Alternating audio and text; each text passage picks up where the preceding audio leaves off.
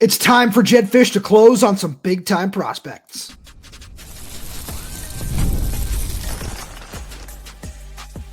You are Locked On Huskies, your daily podcast on the Washington Huskies, part of the Locked On Podcast Network, your team every day. Welcome back into another edition of the Locked On Huskies podcast. I'm Roman Tomashoff. That's Lars Hanson. He writes with me over at Huskies Wire. Thank you for making this your first watch or first listen of the day, as we are part of the Locked On Podcast Network, your team every day. And just a quick reminder, wherever you're getting this podcast, YouTube, Spotify, Apple Music, Amazon Music, make sure to click that subscribe button, click that little bell as well so you don't miss when we post a new video. If you got any questions, comments, concerns, drop right down below in the comment section. If you're audio only, please leave us a 5-star review. All those things really do help us out a lot as we continue on through the offseason, the recruiting grind, because we've got so much to get to on that front. Lars, we're going to do a Locked On Husky staple. We're going to make some bold predictions for this huge weekend of visitors on May 30th. We're going to talk about if Washington can land a big fish for all of our YouTube viewers. Yes, I apologize for the pun in advance, but we want to see if they can land a top 100 prospect. We were having a fantastic discussion about that before we pressed play. We said, no, hold on. We got to save this for the actual show because, Lars, it's all really well and good if you land some of those top prospects, but it's about building a class. You've got a whole bunch of huge visitors coming on campus this weekend. I've set the over-under at 4.5. How many players is Washington going to get just in general from this recruiting weekend? We'll take the over for the simple fact of when you run down the list and you kind of feel out where guys are leaning or where we might be hearing guys are leaning. The number that came off the top just initially that I just ran through the first time was 5. And right there, it's already over 4.5. But to me, it becomes, can you make that 5, 7 or 8? Like, can you get some of these guys where maybe you're on the border for them, or maybe you might have to wait a little bit longer for them to commit, but because of the relationships you have established with certain guys, okay, you can wait a little bit longer for some to commit, whereas a couple of these guys, we're looking at it, this is their 3rd time up, 4th time up. Like, right. This is one where this might be the final, we might see a couple of commitments come directly from this weekend, and then there might be a few that will come a little bit later down the line, but still pointing back to this exact weekend when it actually came to fruition. So let's start with a couple of the easy ones, per se, because they have crystal balls to Washington. That's 4-star safety Gavin Day and 4-star defensive lineman David Schwerzel. You got both those guys. I feel like that played very heavily into where we kind of wanted to put this line, because I look at both those guys and I think, we look at Gavin Day's other visits where he certainly might want to take them, Arizona, Utah, Iowa, but just with the way Washington has gained so much ground and put themselves in the lead truly for his recruitment with that crystal ball, I feel very comfortable saying that. But I look at that and I just kind of think to myself, this really could be a weekend where he just decides to pull the trigger and maybe cancel those other visits because he just really is that sold. And he's taken multiple visits to Iowa, I believe. I know he's seen all those other schools and he hasn't been to Washington yet. And it could be one of those things where he just gets up here and says, yes, absolutely. And then the other guy in David Schwerzel, being a local edge rusher from O'Day High School, it's one of those things. He's been here enough. He understands what it is. And he could come in and say, oh, yeah, let me go visit Michigan State and Cal and everywhere else that I've got set, and still just like triple check that Washington is the place that I want to be. But it could be one of those things where we saw Derek Coleman-Brusa do it, where he just said, I know that I want to stay home and I want to be part of this. And we could certainly see something very similar. And I think that's a big reason why a crystal ball has gone in for him as well.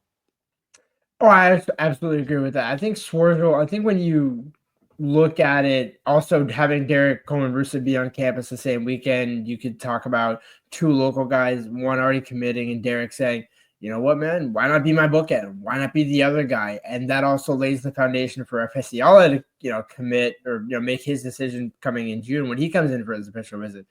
They're 2 different weekends, even though they're the same, high school ODA teammates.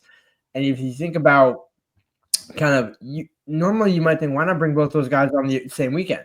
No, give them each their own weekend and kind of stagger the class out in that respect, if you will. And so that makes sense. And then Gavin Day, it almost reminded me, it's not exactly a like-for-like comparison, but remember Nico Bondala's commitment where it kind of seemed to come out of nowhere? He had taken a bunch of visits already, he looked at a bunch of schools, and it was like, why is he not committed there? It's like, well, I'm still open. And then we now hear with Gavin Day, it's like Washington made up a lot of ground, and now they kind of seem to be the favorite, like you mentioned with the crystal ball. That seems to be trending in Washington's favor. And so I'm not necessarily as worried about those other visits that he has scheduled because, well, if he was going to, make those, if he was going to go elsewhere, I feel like he would not, Washington wouldn't be sitting as pretty as they are right now for him going into this weekend. That both of those, and for two different completely kind of scenarios and reasons, are why we feel confident that you could call them 2 of the 5. And then you look down the rest of that list, Dominic Harris, the guy that they also seem to be in decent position for on the offensive line. You go Derek Johnson second, where his dad played defensive back at Washington. They have now re-entered the mix after offering his younger brother. So all of these are kind of laying the foundation of Washington is all trending in the right direction for some of these guys. The ones that really will kind of tip the scale one way or the other, are you able to add a Daniel Odom with, call it, Vance Spafford or some other receiver? Sure. Are you able to double down, not just get the 1, but able to get 2 and 3, because that's where you're talking about, not just how many guys can you get, but how, elite can you stack this class, if you will. Yeah, absolutely. I'm glad you mentioned the wide receivers because Daniel Odom was somebody I wanted to talk about, but I want to get to him in one sec because you also mentioned Dominic Harris. And that's somebody where I feel like Washington has been on him long enough where they're sitting in a really good spot for him. But as he's continued to pick up interest, I kind of look around at some of his other visits and I think he might want to wait out a little bit longer. I'm curious to see how that one's going to play out. That's just my 2 cents on the matter. But I look at Odom and I think that Washington has been on him for long enough. And you could say the same about Vance Spafford. I'm just saving my thoughts on him for a little bit later on. So all the everydayers can stay tuned for that. But I look at where Washington has been with Daniel Odom for a very long time. And I think that he's just somebody who is such an important piece of this class because he is that big outside X receiver that you can use and just in a very similar light to Denzel Boston in terms of just a deployment factor where he can win for you at all 3 levels of the field. He's really good with the ball in his hands, and he's somebody who just fits this offense very, very well in that regard because we know that just this Jedd Fisch offense relies on the Vance Spafford, the Mason James type receivers that are a little bit smaller and can line up all over the formation, win with their speed off the line of scrimmage, and do different things like that. But having somebody of Odom's caliber is so important to this class. Like last year, we saw it with Deji Jose. And now I think they're just going to try to continue to level up in that regard, which is why Madden Williams is going to join them. Maybe they want to take 2 of those guys. So I'm curious to see how that particular position plays out. But I just think that Washington's in such a good spot with him, especially. I don't think he pulls the trigger this weekend, but I think down the line, if that does happen, it shouldn't be a shock. No, it shouldn't. And I think it's one of those guys, again, like I mentioned with a few others, where you're already, in Odom's case, you're committed to Oklahoma, but you've already kind of either made your decision or you've been to the other schools enough to where if you haven't committed to one of those other schools yet, and you're coming in for an official visit to Washington, to me, it's a case of it's a when, not if, not a if he chooses to come to Washington or should he happen to make an official. No, everything has kind of already been laid out there. It's almost just, okay, when does the tide flip? When do we, no pun intended there, but when does the tide turn, I guess, shall we say? Yeah. Because, and that's why when you're bringing in 15 guys, ish, call it, handful of them already committed to Washington. You look at the guys that are committed, both Derek's, a few others, where each one of those positions is playing off of another. Derek kind of having the defensive guys, the ringleader of the defense, if you will, and then Derek Zammit, the quarterback committed from New Jersey, coming in with all the big receiver targets. To me, that's very telling in terms of, hey, this was the guy that we wanted. Now we need to build that relationship, and what better weekend to do it when everybody's going to be on campus, and that seems to be kind of the theme of the staff, where you go back to that junior day weekend in March, it was, wait, there's like how many, like 2 dozen, 3 dozen, elite prospects coming in on that weekend. Now some of those guys are returning from that exact weekend this weekend. And, you only do that if you are seriously considering the school. And in Washington's case, you're probably the favorite for at least almost a half dozen, if not more. Lars, the big question is Washington favorites for any of these top 100 prospects? And we'll get to that right after a message from our good friends over at FanDuel. The NBA playoffs are in full swing, and every night delivers highlight-worthy performances, major momentum shifts, and can't-miss moments. Whether it's a game-winning shot or a breakout player, there's never been a better time to get in on the action. FanDuel makes it easy to stay in the game before tip-off and live. With player props, performance trends, and same-game parlays, fans have more ways than ever to play smart and win big. I feel like fans are going to win big with the Washington Huskies this season. I just absolutely love the way this team is shaping up. I love having DeMond Williams Jr. at the helm. I think he's going to take a huge step forward in his first full season as a starter. And this defense, I think it's going to end up being a really, really good one. One of the better ones in the Big Ten because of that deep rotation along the defensive line, Takario Davis at cornerback, and just a completely revamped front seven in total. When I look at some of these linebackers as well, so their over-under right now is 7.5 on FanDuel. I absolutely love the over, and you should go check it out for yourself. Because if you're new to FanDuel, it's the perfect time to sign up. Head to FanDuel.com and place your first $5 bet. If it wins, you'll get $200 in bonus bets. Make every moment more with FanDuel, an official sports betting partner of the NBA. So, Lars, Washington is in the mix for some big-time prospects. And we have to start with the one that all the everydayers know. We had a long conversation about him yesterday, but it's worth rehashing. That's 5-star cornerback Brandon Arrington. Let's just do this right now before we even get into this. You and I believe that Washington is massively on the outside looking in here. But like we said yesterday, the fact that you were able to get a visit says a lot. It does. And honestly, like, again, I'm not flipping back to the other side of this equation, but there's our favorite saying, a more than non-zero chance at this point. And I'm not, again, saying that it's, 20%, 30%, 40%, but with each like day, right. That'd be great. But if you think about it, to me, everything is in play for the only cornerback position that's truly, I think, going to be locked down when it's all said and done is Dylan Robinson. So you have a wide open chance if you're Brandon Arrington to say, I could start opposite of Dylan Robinson and you have Leroy Bryant that's called in the slot. Rashawn Clark can be a hybrid of the two. My point is, like, there's nothing truly preventing that from happening. Now, again, sure, we don't, now, much like the odds of that, him committing, still very low. Like that's why I'm saying, there is a path to do it. And I think when you talk about keeping guys on the West Coast, you talk about the development of John Richardson. This is why you went out and basically got a head coach of a defense and Ryan Walters, was to get guys like this and say, you know what? We had Devon Witherspoon go number 6 for 5 to Seattle a couple, draft classes ago. Why not go get a 5-star, do that right here at Washington for Jedd, make it the 33rd team, all those buzzwords, all those selling points. The more you think about it, the more it kind of checks out.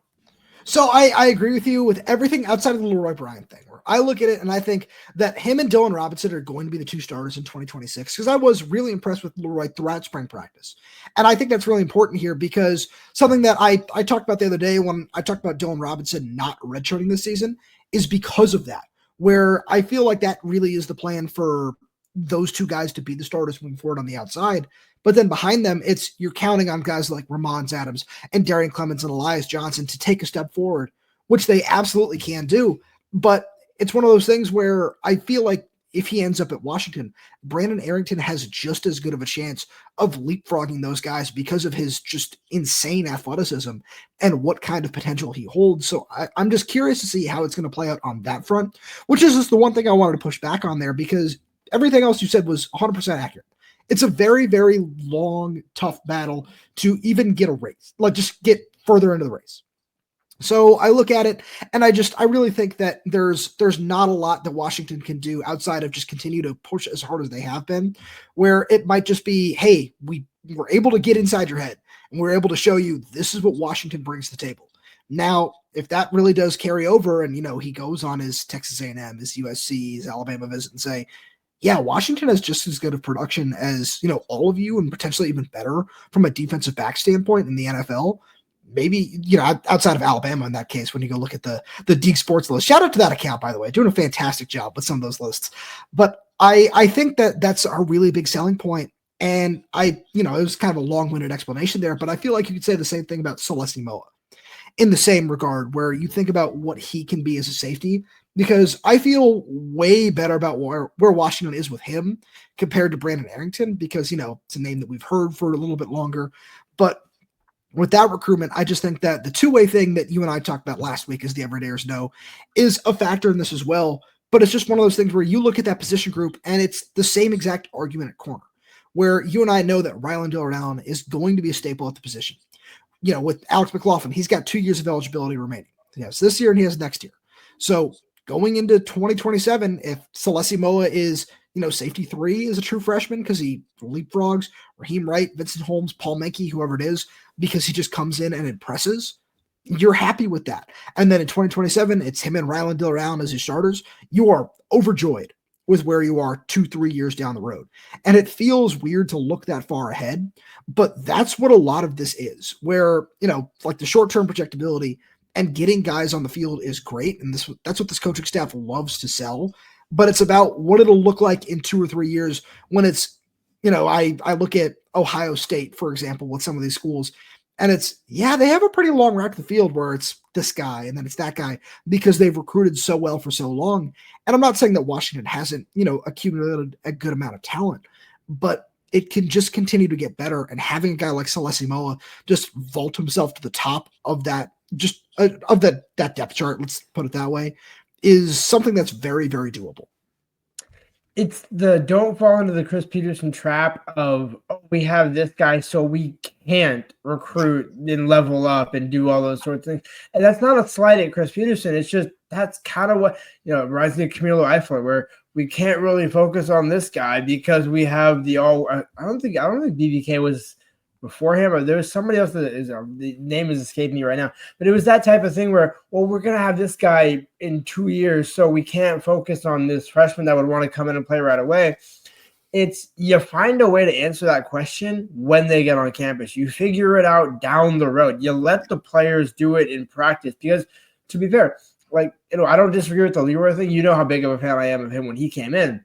Yeah. But it's, well, what happens if he doesn't pan out? What happens if he doesn't, take those next steps and other guys as well? My point in that is saying we can never know what's going to happen 2-3 years down the line when the guy's developing.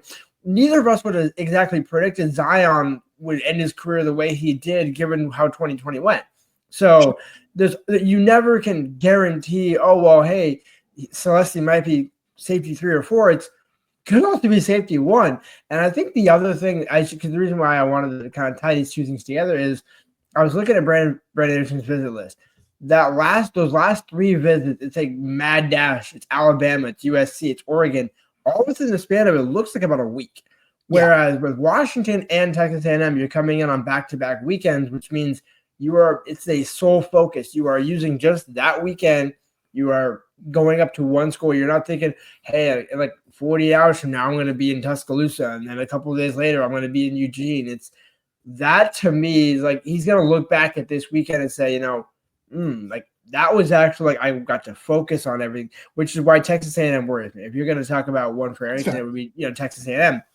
But with Salesi Moa, it's kind of the same thing, where coming in on a Wednesday, you're the only real guy, the main target those couple of days when you're on campus. So you have a lot more opportunity to focus on building those relationships, learning, and being kind of the center of attention, if you will, versus thinking, hey, well, this weekend I'm going to be in Utah, and then after that I'm going to be here, and after that I'm going to be here. I don't get the sense from Moa that he's kind of jamming all these things together, whereas with Arrington, it's kind of like you're looking at thinking, okay, it's Washington, it's A&M, and then it's a just sprint to the end of June before you get the dead period. Right, and it's in that case, it's just one of those things where it's still a very outside chance, but I like where you're going with that because it does line up very, very well for Washington to find a way into consideration, which is what this is all about. And, just to bring it back to Salesi Moa for a second, that's one of the reasons I think you were able to do that is you just found ways to just continue to sell and sell and sell where, hey, look at what we're doing here. We really like maybe, the two-way thing again, where it feels like that's going to be a major selling point too, with no matter who lands him, is at least giving him an opportunity to try that. And Lars, just to kind of put a bow on it, those aren't the only top 100 prospects that are going to be on campus this weekend, because 4-star Georgia commit and wide receiver Vance Spafford will be as well.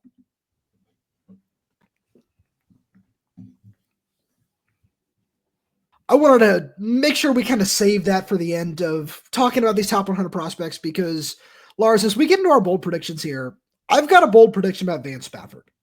I think that come December, I don't know when any of these things are going to happen. Come December, he's going to sign with the Washington Huskies. And I look at just where Washington had stood with him for a while now. They were in his top 2, top 3 when he did commit to Georgia. And then now he looks at it and it's, Miami's really appealing. It's Washington. It's one of those things where when you get down to those two options for a kid in California, you could go take the NIL, do all those things at Miami and impress. But with Washington, he's just such a good fit for this offense that I think that could be what wins the day. Because one of the big things that we didn't get a chance to get to in that last segment where we're talking about some of these other top 100 guys is getting those guys on campus, especially as late in the process as you did, proves that your resources are as good as these other programs who are very, very well known for just being able to drop a bag and say, hey, we want this kid. We're going to get him because we have these resources.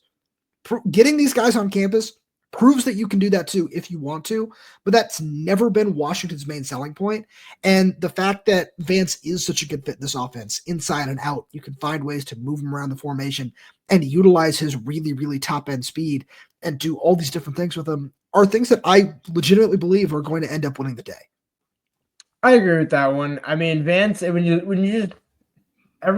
talked about this before the show where it just all makes sense. And again, it still doesn't make it any less significant when you're talking about a top 100 guy in the 247 composite rankings, a Georgia commit. If it goes head-to-head with Kirby Smart in Georgia, like that's a massive win for Jedd. And it almost seems like the theme of this class is head-to-head wins between Jedd and an ex-school, not his former school, Arizona, because there's only a handful of guys that are actually likewise in contention for, but that's because Washington is in for bigger guys because of those resources. And I think Vance, he also ironically came up to that, Under Armour camp with Dash Byerly. So yeah, it goes way back even before then when, they had the offer, but it wasn't that you were not really even mentioned in the category, in the conversation. And now you slowly worked your way into it, which to me is why everything kind of, this is bold, right? We're talking about bold predictions. How many of my bold predictions usually come true on game day? We're like, do you really want me to say that? It's like 1 for 5, 2 for 5. Like it depends on the game. It depends on the week, right? But when we do hit, we focus on that. And the reason why I'm leading all this thing, the resources matter. And I'm going to say I will take the same line that you say, where when we talk about that December signing there, when Jedd Fisch is announcing his guys and talking about the visits and things like that and all these stories, he's going to have a Brandon Arrington story. That's all I want to say is I think, and I will give you credit to this because it also talks about what you mentioned a couple of times. Cody Green did happen. Like you already proved that you can do it. So it's not out of the realm of possibilities. Again, we are recording this on May 29th, so I'm just going to say there is a non-zero chance at this point. But I think, whether it's, let's say he commits to Texas A&M after, in July when he makes his decision. Okay, that's fine. That's why I'm saying when it comes to December, maybe Texas A&M doesn't have the same success under Mike Elko that people are expecting, and maybe Jedd surprises some people. And then you throw in, that he's an athlete, so maybe we get creative and use the track, angle as well, and everything kind of just comes together. And year 2 under Jedd, you see DeMond, you see all the fun, you see everything else. Maybe he comes back up for an unofficial, maybe for the Ohio State game. Maybe, one of those games where you look at it and think, and you also have, I believe, Oregon here as well this season. Yep, that's right. Maybe he comes up for another one for an Oregon game. And to me, I think all those signs say, when it happens, I'm focusing on December. Whenever he signs, if it's Washington, I won't be surprised. So I like where you're going with that. I can't put my stamp of approval on that one just because I think it's such a long shot that I'm gonna I'll stay away from it, but respect your angle because I think that's absolutely fantastic. And I want to just hit on one thing where you talk about Cody Green. Yeah, that happened, and that's something that if fans are going into this and saying, oh, why is somebody like Landon Barnes from Texas visiting? Or why are you, trying to make a big swing for Brandon Arrington when you can go after, this like high-end 3-star down the road sort of thing? I look at it and I think that it's great that you're taking these swings because just to, circle this back around to a bold prediction, I think Washington is going to sign 3 top 100 prospects. Right now, I don't know who that third one would be. Salesi Moa is a good option because I'm including Vance Spafford in that. And I think it's going to stem from what happens this weekend, where maybe it's not even somebody who's going to end up visiting this weekend. But I look at where Washington is with some of these top prospects right now and the momentum that this team has built on the recruiting trail. And I think that it's all headed in the right direction. Where, as you said, if you take the step forward that you're looking for this fall and you end up being 9-3, let's just say that you end up at 9-3. People are going to notice that. Even if you end up committing somewhere else right now, we saw Washington make that late push last year for Andrew Marsh, for Donovan Olubade, and whoever that might be. Let's just say you miss out on a couple of these defensive linemen that you're going after, and somebody is just not happy with that. I want to put it that way where I'm not, just zeroing in on any one particular person. But I think that's something that's very, very possible because we've seen Washington already just have those big wins. With Derek Coleman-Brusa, you cannot forget him in this as well because there was a lot of noise about Oregon and him potentially going there. Ohio State was always such a big threat where I don't know if he necessarily wanted to go that far away from home. And, he said as much on this podcast that he would have learned a lot about himself if he went to either of those two places. But that's something where he ended up staying home and you ended up winning the day. And for a long time in this state, that was not the case. You were not winning those battles for one reason or another. So it's something where all the momentum is going in the right direction and it's going to pay off with somebody. I want to keep it kind of general because I feel like there are several options that will end up revealing themselves at some point down the road. But I love where the momentum is going and it's going to start this weekend. So I'm going to play off of that because I like everything you said there. And I think one of the guys that you'll appreciate this is included in that 3 or will be included in that trio of top 100 guys committing from this weekend. You will get your entire receiver class from this weekend. Ooh, that's bold. If you think about it now, the reason why I say that because you're talking about Madden Williams, who's looking at, you got Texas A&M there, Daniel Odom, the Oklahoma commit, and then Georgia commit Vance Spafford. We both have already talked about on this exact today's podcast about how we like Vance Spafford in that mix. We both believe Daniel Odom trending in Washington's favor. The Madden Williams one for me, because I wrote about this a couple of times on Huskies Wire. You guys can go check that out. Washington was one of the first offers, and this is a shout out to Kalen DeBoer and Jamarcus Shepard for Madden Williams back in 2023.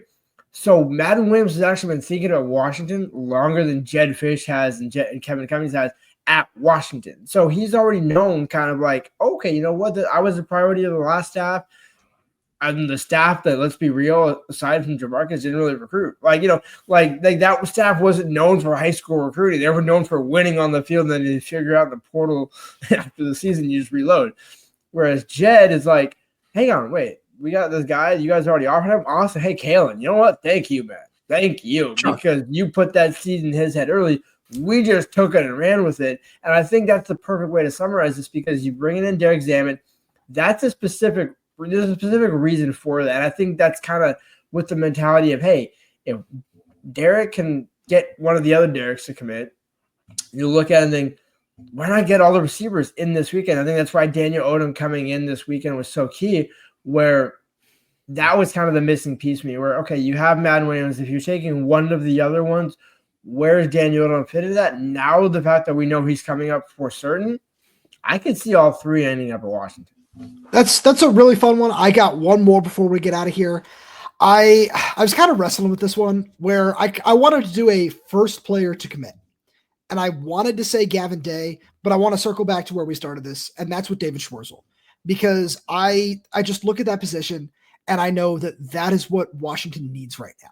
And if he ends up being the first player to pop from this weekend, and, you and I are doing a bonus show on Saturday afternoon because David Schwerzel committed, I'm not going to be shocked because that is just what Washington needs. And you look at what those building blocks are with T.I. Umukai coming in next weekend, Dakota Dixon down the line, Kari Wilder on June 20th as well. That's where you really need to build this class, is through the trenches. And you've already got those really nice building blocks along the offensive line. You've got Cody Green in the boat. You've got Adyong Yang in the boat. And the defensive line needs to be built in the same way. And you've got two really just nice commits on the offensive line. It's time to add somebody else to go with Derek Coleman-Brusa. And, if I end up being wrong and it's Gavin Day, I think fans are still going to be very, very happy with that. But I just think David Schwerzel is somebody who has had that interest for a long time and just really has seemed to realize where, I was really interested in, trying to set up a visit with Notre Dame or trying to go to Michigan State and trying to, blaze my own trail somewhere else. But I could do all those same things and still find a way to get to the NFL right here at Washington. So I'm really curious to see how that's going to work out moving forward. But Lars, that's all we got for today. Thank you so much for being here. Thank you to all the viewers tuning in. We really do appreciate your support. We got so much more fun stuff coming for you throughout the offseason. So please make sure you subscribe wherever you get your podcasts. Whether that's YouTube, Spotify, Apple Music, Amazon Music, we're there. We're everywhere. We're updating this channel with new content every single day. So make sure you click that like button, click that little bell so you never miss when we post a new video. If you have any questions, comments, concerns, drop them right down below in the comments section. And if you're audio only, please give us a 5-star review, as it does help us out a lot. Thank you so much for tuning in, and we'll talk to you on Monday.